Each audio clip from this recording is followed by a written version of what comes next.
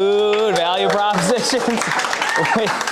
We are, thanks everyone for being patient. I want to give a huge shout out to Jose, who literally sprinted to Publix because they didn't bring plates with the catering and he sprinted there. So clap it up for Jose.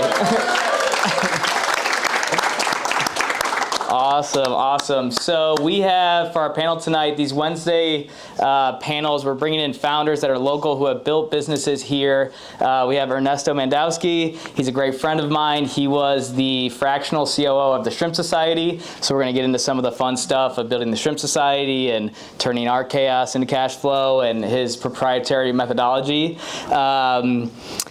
Ernesto has been a systems architect and a business architect his whole career. He was at Deloitte as a senior strategist. He's worked with the Palm Hotel as a senior strategist and an executive at the operations level. He is also an incredible challah baker. He's a baker, and he's got an incredible story around cross-pollination. He also has a book, so he's an amazing guy. We're excited to have him tonight, and I think he's going to get us started off with a fun exercise. Hello. All right, let's stand up.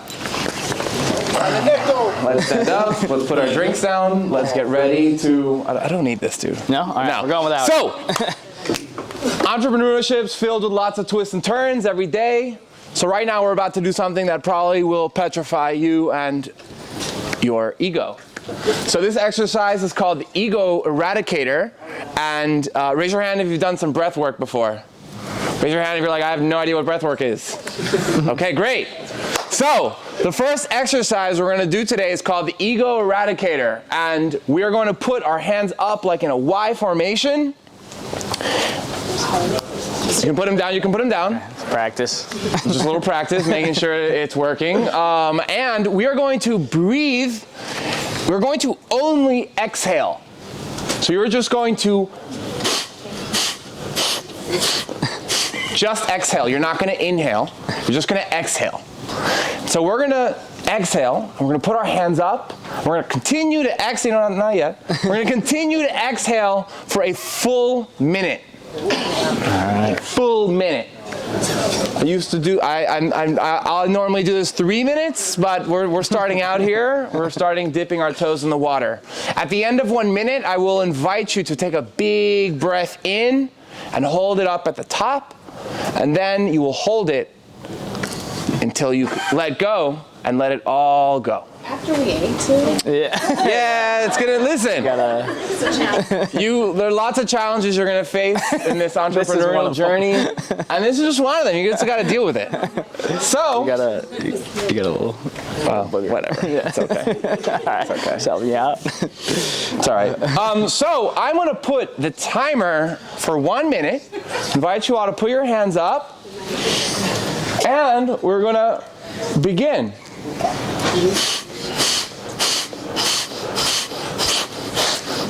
And if it's too much for you, you can close your eyes.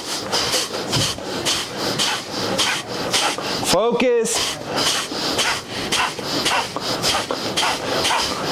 We just had a lot of vaca frita. Your stomach might feel a little funny. It's going to be okay. Just keep breathing. You just passed 30 seconds. Keep breathing. You might start to sweat a little bit. Your head might start coming up with all these crazy ideas. What the hell am I doing? Keep doing it, keep doing it. We got 15 seconds left.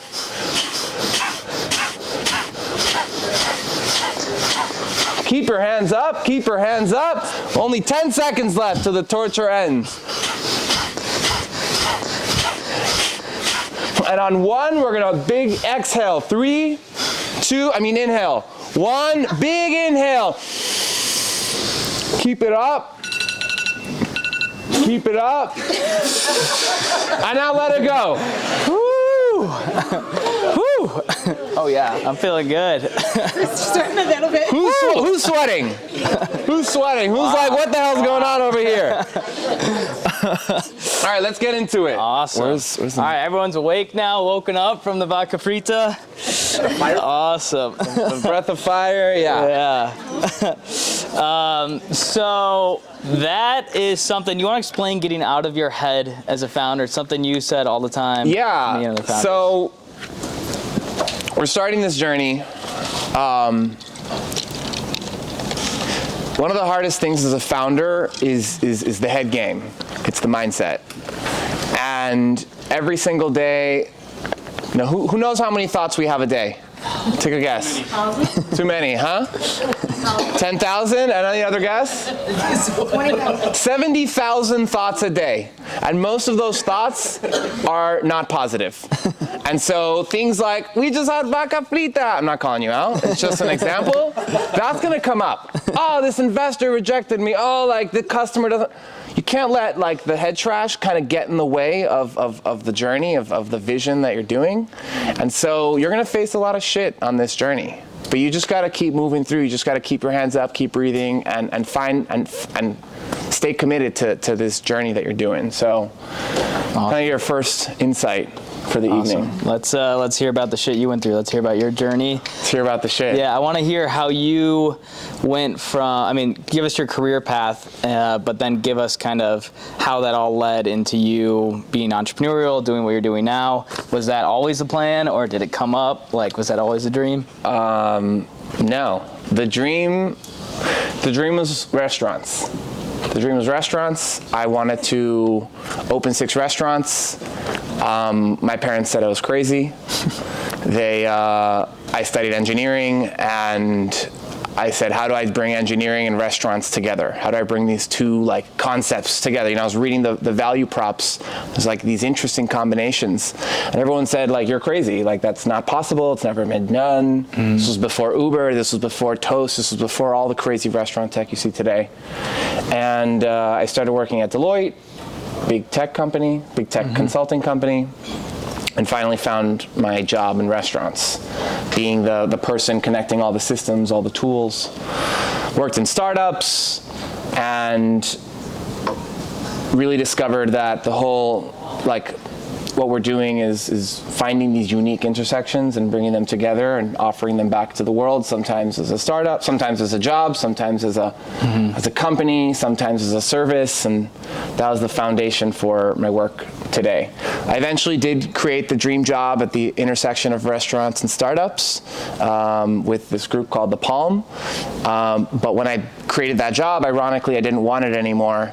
And the new dream became be an entrepreneur, because my whole first 10 years of my life, I thought I was chasing the dream, but really it was just, I was afraid of being an entrepreneur and going for it.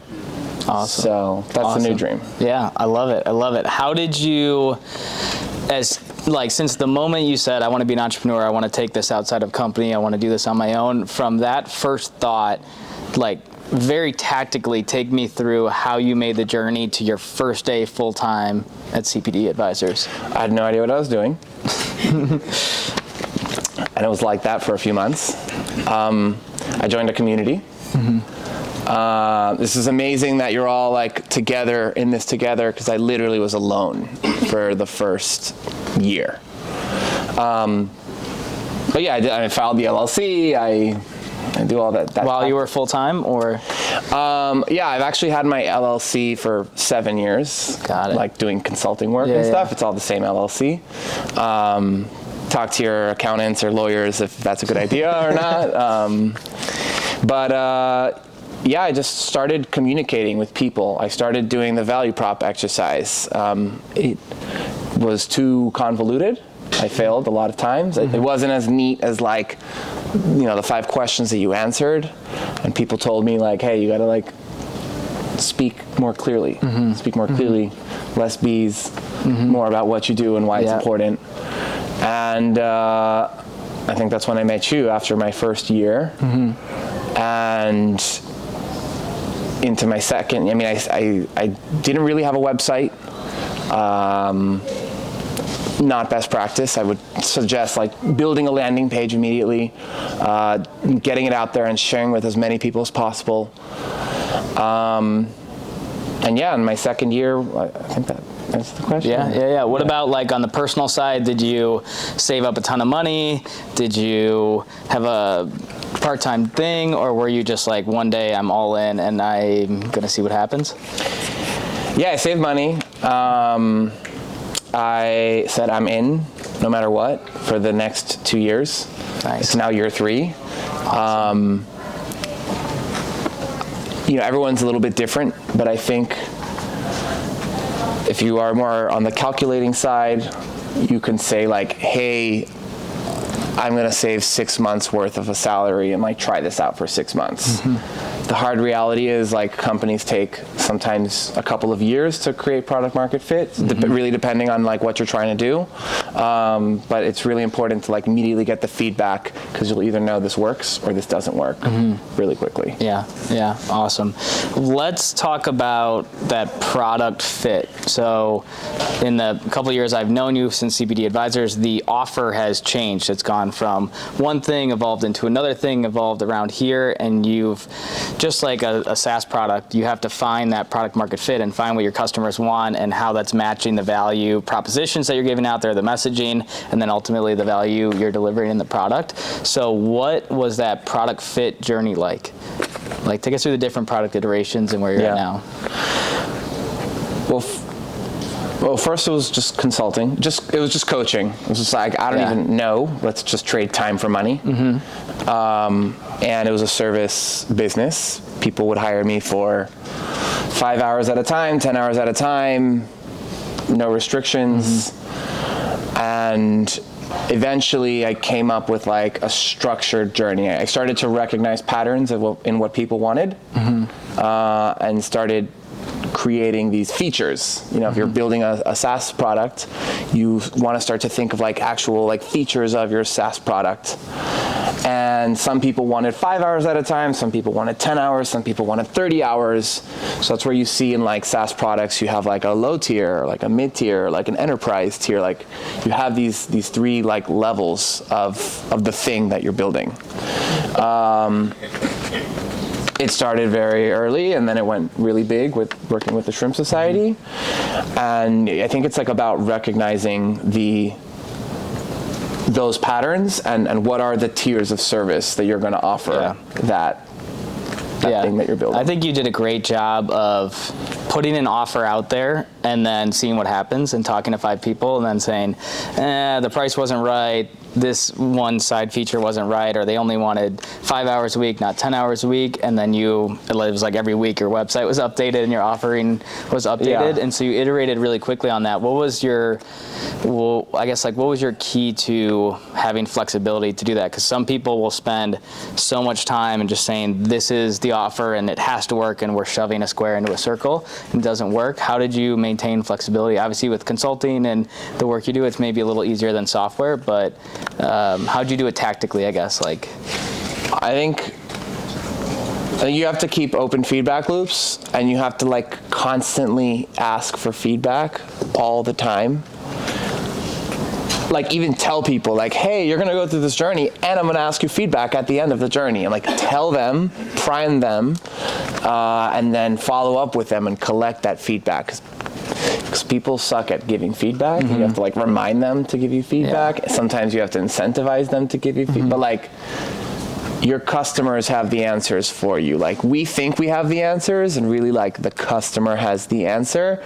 You just have to kind of ask the right questions for them. Yeah, and I think one of the biggest things on that is having at least one power user, at least one person. And for when you started doing the more of like the part-time or fractional COO, it was the Shrimp. And I remember you were working with us, but at the same time you would text me at 11 p.m. and say, hey, does this make sense for this offer? Yeah. And you need to have someone who is your exact demographic, make them friends, buy them dinner, whatever you have to do, that you can send a text to and just say, does this make sense? Do you like this or that? Well, you got to find your customer advisory council. Like the 5 people, like I just heard this, someone, I didn't catch your name, like this, it's like developing an AI sales objection handler, like right in the moment. I'm like, holy shit, that's incredible. Like you got to find people that are like so gung-ho on your product and ask them like, hey,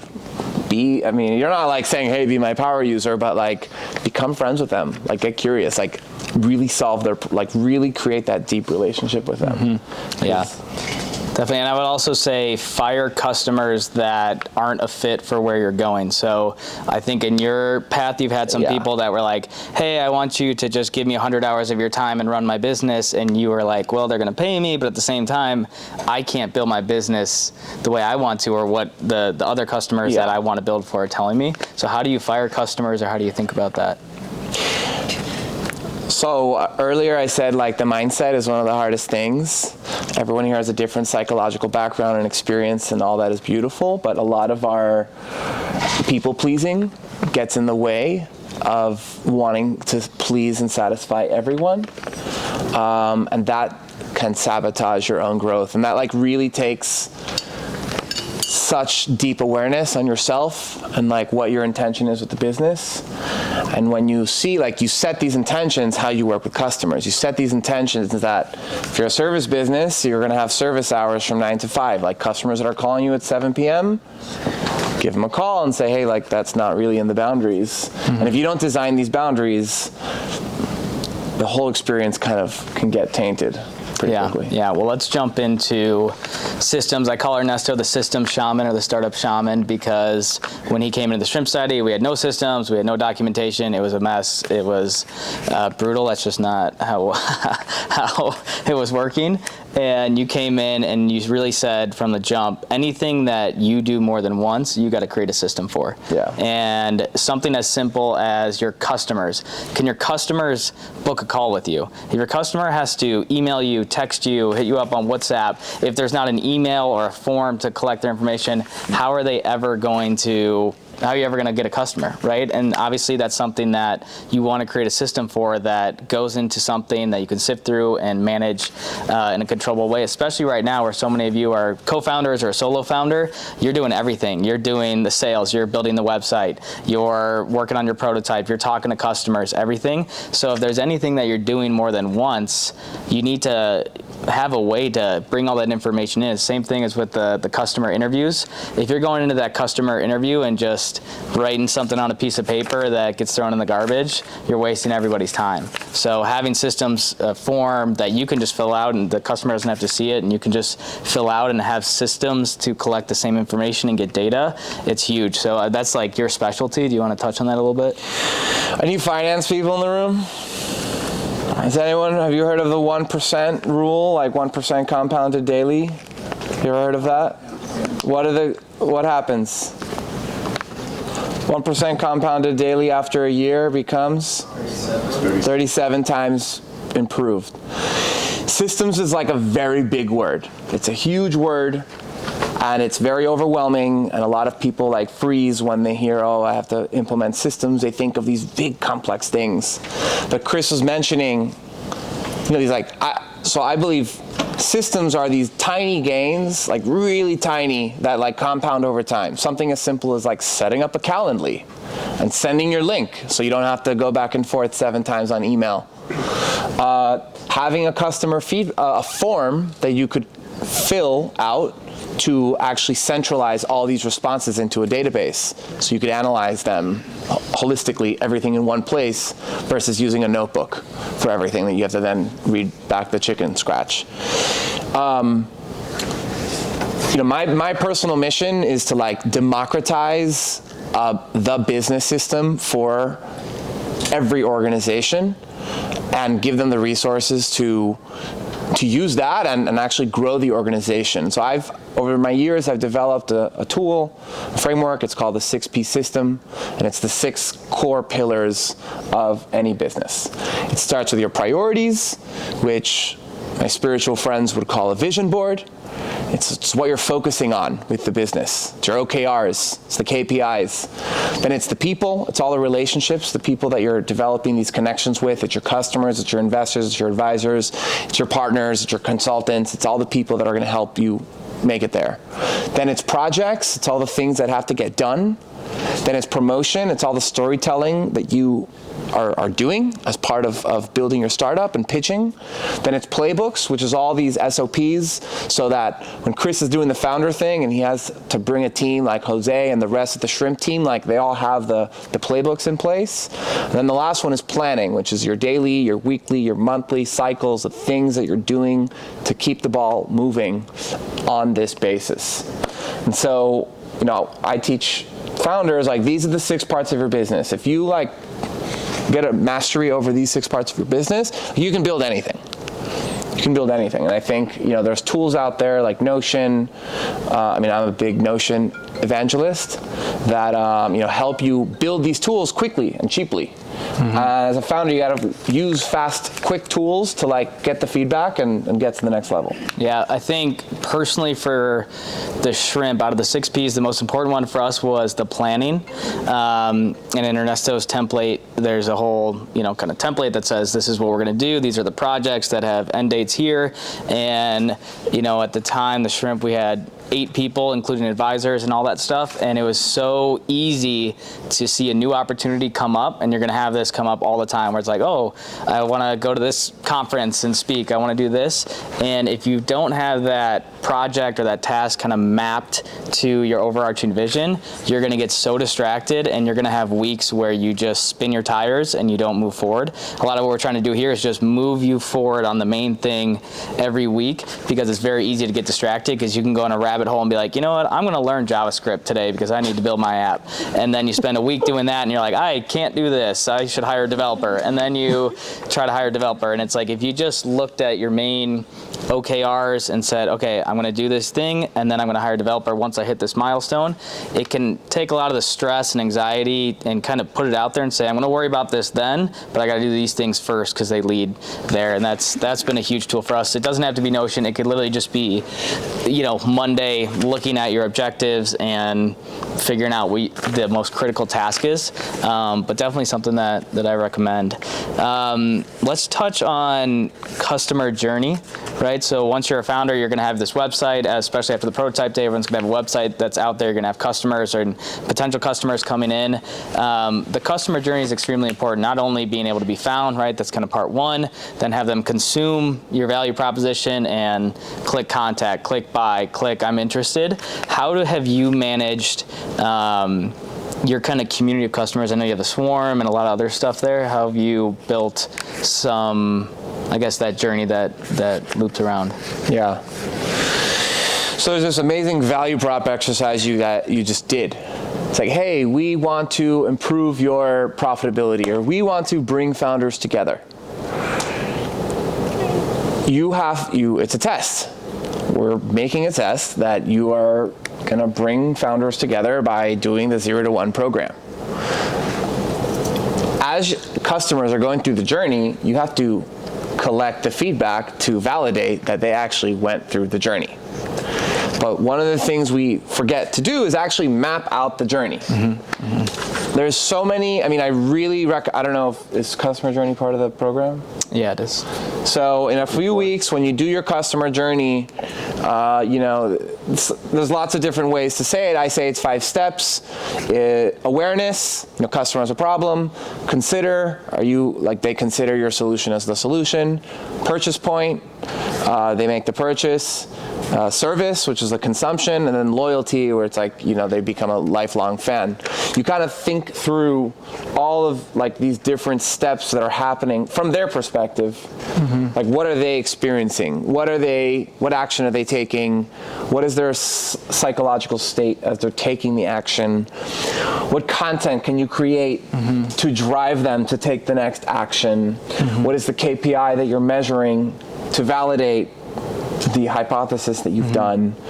The super ninja level is what is the automation that's going to keep them going? Yeah, and once you have that journey and you put in a little data and be able to see, okay, how many people came to the website, how many people converted, how many people actually bought the thing, you'll start to see breakdowns, and you can benchmark those against, just Google benchmark for e-commerce conversion rates. And if you're way below that, then you got something wrong. If you're way above that, you're doing something right, and keep doing it and figure out the other problems. It's kind of like a big pipe system, right? Yeah. And there's leaks, and you know, if you pour 100 people on this website, maybe, you know, traditionally 2 will convert on an e-commerce product or something like that.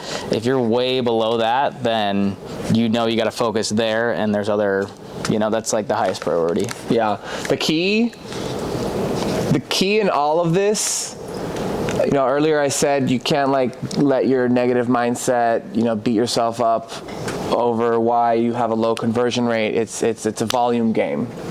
Like, you got to get in front of more customers. You got to get in front of investors. You're going to get rejected a million times, but you just got to keep going. Like, if you're feeling down, you just got to keep going. Yeah. I think too, like having a mindset, we've been talking, we introduced a new benchmark for customer interviews.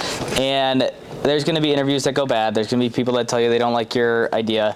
If you change your mindset from this person doesn't know what they're talking about, I'm the best, I'm the coolest, this product's the best, they don't get it, to wow, that's so interesting, tell me more. Why don't you like it? And you start to think of it as like, this is like this little golden nugget that I just found where someone hates this, or they feel strongly. Feeling strongly, great thing. Whether it's they love it or they hate it, both are really good to dig into. If someone doesn't care about your product, that's also a problem. That means your messaging is not right. That means you're not hitting a chord. But if you change your mindset from you're shoveling and all of a sudden you hit a chord with something, someone says, oh, this is terrible, or that's great, it means they care, and you want to dig in and ask like 5 whys on that. Why do you like that? Why do you hate that? What if it was this way? And actually, what if it was this way is not good. You want to keep asking whys, because you don't want to tell them, because then they're just going to agree with you. If you say, well, what if it was blue? They're going to say, yeah, blue's great. You just say, what color should it be? Open-ended questions. Yeah. And if you don't get defensive and instead you really just treat it as a golden nugget, you'll get so much more out of that, and it'll also help with your self-esteem as you're building your product. It'll be a lot more fun. It's like a puzzle at that point. Do you want to talk about jobs to be done? Because we've been doing some office hours, and I think the number one question I've been asking is, so what, who cares? So people have come in and said, we do this crazy thing, and it's kind of like, so what, who cares? What is the customer coming to you for? And there's kind of a framework, I guess, to think about it, called the jobs to be done. There's a whole book on it, of why is someone using this product, consuming your app, whatever it is. It's all about them and them transforming themselves somehow through your product. It's doing a job for them. Like, why do you use a lawnmower? It's to cut my grass. It's not because I love the features on the lawnmower. And I think what I'm seeing right now in a lot of the value propositions in the office hours is people are kind of stopping at the lawnmower and the features, and it's AI powered lawnmower, all this stuff. But so what? Who cares? What is the job to be done for the customer? I think you do a good job of that in your messaging, and I know you've thought a lot about that. Do you want to touch on that a little bit? Yeah, so how I kind of think of jobs to be done, you know, going back to the value prop, it's like, so what? Like, what is the result that's going to happen through consuming your business? And so, I mean, that's at a high level, but even like each feature of whatever you're building, you kind of need to ask this question of like, what is the job to be done? Is the job getting done, or is it not getting done, and why? And it's back to kind of what you were saying earlier with the interviews. Like, you really have to develop so much curiosity around why things are happening or not happening, and just like keep asking questions and to figure out the thing, because ultimately you just want running iteration after iteration to test and validate and maybe like totally scrap and pivot your hypothesis with the business. So think of those jobs to be done, you know, 1 to like no more than 3, because then it gets too convoluted. But yeah, try and hone in on those like 1 to 3 questions. Awesome. Last thing I want to hit on is something that you always talk about when you were the fractional CEO of the Shrimp, and you've talked with the team, and I've seen you talk to other people, is the concept of your zone of genius. And it's one where the founders, like we were mentioning, you're going to be all over the place, you're wearing a million hats, but talk a little bit about the zone of genius and what that means. So when Chris hired me as the fractional COO, he was so busy in Notion building stuff out, and I would tell Chris, I'm like, Chris, why are you building stuff? Like, I'm the operator. Like, you got to do what you do best, which is talk to Venture Miami, which is talk to all the people out there, which is get whatever we need to do to be successful. And so like as a founder, you are going to be wearing 10 hats every single day, like taking them off, changing them, putting them back on. And I would invite everyone here to consider, like, what is your absolute secret sauce, secret weapon? Like, everyone here is going to pitch investors. Everyone here is going to pitch customers. But like, you gotta focus on your absolute secret weapon and find other people who are geniuses in what they do. So everyone here in the room, I mean, yes, Chris talks about my course, and I have an early stage startup program, and there's a course that you could all take. You know, find the people in your network that are gonna really help you take leaps and bounds, while you, as the founder, the expert in the problem, the expert on the solution, you know, you have to focus just on that, on finding the solutions to your problems, not on building systems, or not on developing sales tactics, not developing this like little tactical stuff. Like, find the experts around you to focus on the little details, because you as the founder have to focus on like the big details and the big picture and the big actions that are going to move the ball forward, that's going to get the funding for everyone else in your company to do what they do best. So really remember that zone of genius, because you know, I as an operator, you know, you changed my life when you asked me, like, who's my operator? Because I was focusing too much on my own little systems, and it slowed me down on sales. And so I had to think I needed to find an operator, and I found someone so that I could do this. I could come here, I could speak, I could sell, and you know, you all have to think of the same thing. Yeah, awesome. Let's clap it up for Ernesto. He's awesome. Awesome, I appreciate it. Any questions? We got a little time for any questions. Yeah. What prompted you to know you reached a point where you needed a COO, and what did you look at in order to find out this is the right COO for me, this is the right COO for my needs? Yeah. All right? Or maybe you outgrow. Ernie, you know, thank you for getting us from 0 to 1. We need somebody else from 1 to 2. Yeah. Could you share your mental model on that? Yeah, I think how it started, and I'm glad you brought it up, is relationships in the founder and startup community are really important. And if you are approaching relationships transactionally, like if you're coming here and you're shaking hands and writing down, this person can help me with this person can help me with this person can help me with this, and it's almost like abusing the context. If you're not making real relationships, they're not gonna come to fruition. They're not relationships, they're contacts in your phone. And it's no different than shooting a cold email or contact me on a website. So Ernesto was in the Shrimp Society, and I learned about what he was doing, and he actually helped me out. I think I just said, hey, I need help with Notion. I'm lost, completely lost. I have no idea what's going on in the business. And we did, I think, a Saturday session, or it was an after work session at CIC or something. And you just said, okay, let's get all this. And I was like, oh my God, this he knows what he's talking about. My brain doesn't think that way, and his brain totally does. And working with someone operationally who kind of could challenge assumptions and say, like, why are we doing things that way? That doesn't make sense. And a fresh perspective was really important. And then I think we had a couple more of those sessions just as friends, and that's how it started. We were friends, and then it turned into, I need an operator for the business. And at the same time, I think it was mutually beneficial because you were figuring out that offering as well. So it worked out where he was helping me in the Shrimp, and I was also helping build that product offering and giving feedback. And that's why those power users, that even if it's one person to just develop with, that is your exact ICP, ideal customer profile, is so important, because you can just accelerate the learnings. Like, we talked every day for 6 months, and both on Shrimp things, on CPD things, and it really, really accelerated the learnings. So that was huge. And then I think also it's doing business with people that you like. I think we had a good working style, and it was fun to work together. I like to work with people that are fun, and I didn't see myself working with someone who didn't fit the culture of the Shrimp Society as well. So that was huge, and that's kind of the things that led to it. But I think the key takeaway is, like, all these people in this room, everyone's going to go in a million different directions, startups, career paths, all this stuff, but focus on making real relationships, and then when you need help, that person will be there to help you, versus just, hey, do you remember me? No, like, we talked one time, what are you asking me for a favor for? So yeah. Any other questions? Yeah. So you mentioned how founders, we wear many hats and we have to become like a jack of all trades. So it kind of becomes hard to even know what your zone of genius is.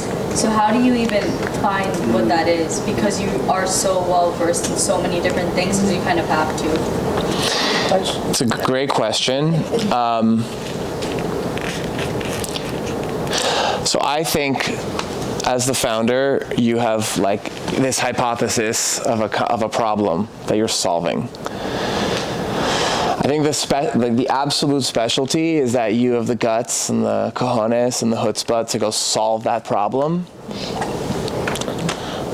Like that, your genius becomes the problem. And it's going to require you to do a lot of different things. And as you're setting priorities, that's going to shift a little bit, but you have to focus on the most important thing, which maybe investors, maybe building out the product. Like you have to figure out whatever the company needs. If the company was your baby, because it literally is, you have to figure out what it needs. Like, is it crying because it needs food? Like, what is the thing? Eventually, I mean, I know you, and I know you're young, and you don't have like 8 years of finance or 12 years of project management. So you can mold yourself. I mean, Mark Zuckerberg was just a computer guy when he was 19, and he eventually you will probably mold yourself to what the context invites you to. But I think focusing on like really listening to like what your company needs and getting at the resources to grow. Yeah, I think also I love all that and totally agree with all of that. As a CEO, you're going to be, and as a founder in the early stages, you're going to be a resource gatherer.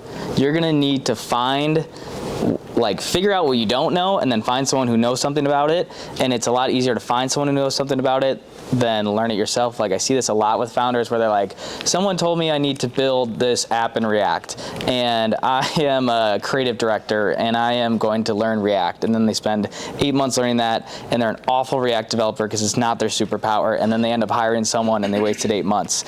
So I think there's traps because we're all like ambitious founders, we can do anything, we're going to conquer the world, to be like, I'm going to learn everything about this. And it's much faster because, like the facts are that we're kind of on the clock on our idea, whether it's your personal burn, whether it's the idea, whether it's competition. So you want to move fast, and the faster you can bring in resources, the faster you're going to build a company. That's why companies raise Series A and hire 60 people in like a month. It's just boom, and they have good systems for it. But I think to answer your question tactically, something that I've done is asked, we did this to the Shrimp team. We had a big retreat in New York, and we did an anonymous survey of everybody. And it was about that. What are my strengths? What are my weaknesses? And I've done that on other teams as well. And it's so great to see that, to say your strength is an organizer and a communicator and a leader. And it's like, okay, that's my strength. I should do that, and I should focus on that. And then my weaknesses are operations, task management, timeliness, whatever it is. Be like, okay, I got to work on those, but more, I should really just find an operations person or find someone who can help me do those things, or software that can help me do it. So if you ask 10 friends and do an anonymous thing, you're going to get some great results, and it can lead you at least in the right direction. One thing about what Chris said about the creator who wanted to learn React, if you still have a job right now and you made $100,000 in income last year, that's an hourly salary, I think, of $50 an hour. And so you have to really, like if you're raising money, like think about this arbitrary dollar value that your company is generating. Just think of it in your head, like manifest it, that it's going to be one day, and then if a problem comes up, it's like, oh, I need to learn React, or I need to learn Notion, or I need to learn whatever. Is that going to take me 20 hours, which is at this hourly rate of $250 an hour? Like, I would rate every founder, your time is at least $150, $200 an hour worth of time, because you never get that back. And we go down so many rabbit holes of learning React. Yeah. Learning React. Yeah. So follow up to that question. So I think we are fortunate enough to have gotten to a point where we can manage most of our things well, but we're also stuck in a point where we need somebody that we don't have to do a part of the business that we don't know how to do. Now we got spoiled, and now we know what to expect and how to manage people, because they're for the most part fulfilling roles that we've done before. how do I manage somebody whose workflow I have no idea what that might look like? What's important about that job? A lot. No, pick 3 things. Okay, product development. Okay, UI, UX. okay. Yeah. Can you go on Google and say what's important to manage for a product developer? Start there. And ask 10 friends and say, ask 10 product development friends, say, hey, ask them for your feedback. I think you can go kind of like at the top or at the bottom. If you know a lot about something, then like maybe you know a lot about Facebook ads and you can't run your own Facebook ads because you guys are growing, you can hire an intern, a Upwork worker, a specialist who's going to be better at it than you probably, but you know enough to know that they're doing the right thing and they can place in the system. If you don't know anything about Facebook ads, then I would go to the top of the food chain and get a specialist, someone you trust, vet them. Yeah, for sure. Yeah. On the zone of genius things, let's say I ask a survey about what are my strengths, what are my weaknesses. Whatever I get as weaknesses, you're saying don't hyper focus on trying to fix them so much, just find people that can do it for you.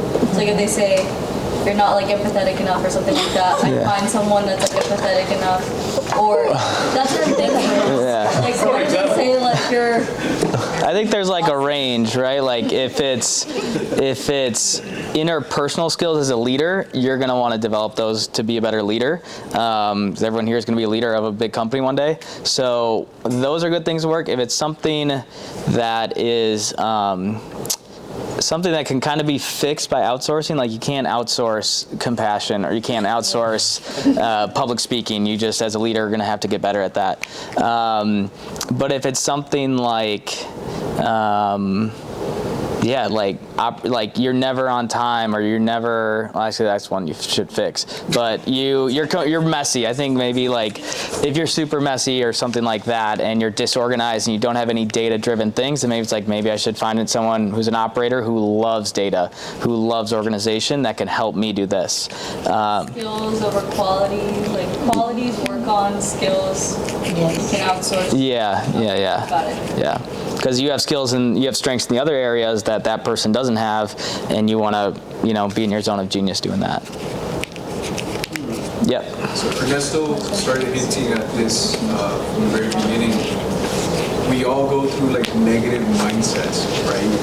How do you guys ground yourselves to be able to transcend those points where everything feels like it's going down the hill? Like, what do you personally do to like?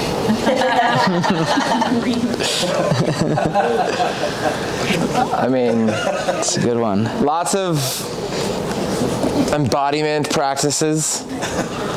Is that the spiritual hippie word? I go to CrossFit. I sweat. I do whatever to get out of. You go for a walk. You like have to break the context you're going through. Sometimes it's extreme exercise. Sometimes it's sitting in stillness. I mean, that's hard, but yeah, I mean, lots of different things. Journal, call my wife, scream into the phone, just tell her just to listen.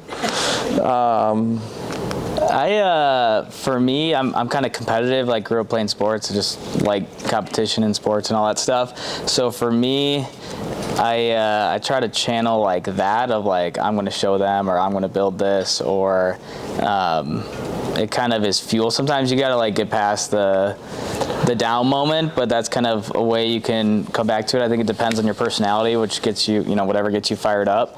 I think also having this is something that you do too, like a personal advisory board, or at least like a business entrepreneur advisory board. I mean, that's the core of what the Shrimp Society is all about. That's how it started. It's 5 people having dinner talking about their startup problems. So if you have that person who can understand the pressures that you're going through and how hard it is, and you can be like, just vent to them and then go work out and then get pissed off and competitive to show the world, that's maybe something that'll help, but it also depends on the person. Some people might be meditation and let it go.